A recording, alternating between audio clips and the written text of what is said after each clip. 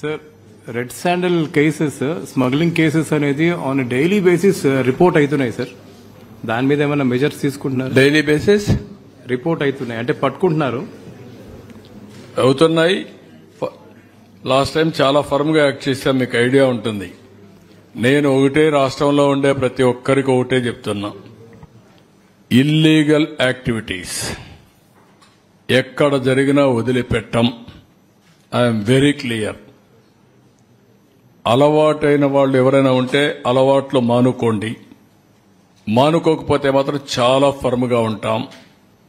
రెండోది, గంజాయి మత్తులో లేకుంటే మద్యం మత్తులో ఇష్టానుసారంగా ఆడబిడ్డలపైన అత్యాచారాలు చేయడం, నేరాలు చేయడం, గంజాయి దాగి రోడ్డు మీద పడడం, ఇవి చేస్తే మాత్రం చాలా జాగ్రత్తగా ఉండండి. మళ్లీ మళ్లీ వార్నింగ్ ఇస్తున్నా. ఒకసారి చెప్పా, రెండోసారి చెప్పా, మూడోసారి చెప్పా, రేపు ఏం చేయాలనో కఠినంగా వ్యవహరించి చేసి చూపిస్తాం. హెచ్చరిక చేస్తున్నా రాష్ట్రంలో ప్రతి ఒక్కరికి, యాంటీ సోషల్ ఎలిమెంట్స్ కి అందరికీ హెచ్చరిక చేస్తున్నాం.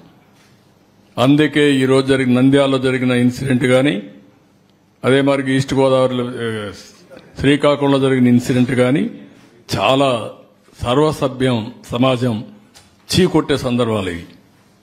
ఏంటంటే 9 సంవత్సరాల అమ్మాయి, 3 దేశపోయి రేపు చేయడం ఏంటి, అమ్మాయిని చంపేయడం ఏంటి, వాళ్ళు మైనర్స్ ఏంటి, మైనర్స్ కూడా మరి తయారైపోయే పరిస్థితికి వచ్చారు, వాళ్ళని కూడా చెడుదారిని పెట్టే పరిస్థితికి వచ్చారు. ఇక్కడేంటి 6 నెలల అమ్మాయి ఏంటండి,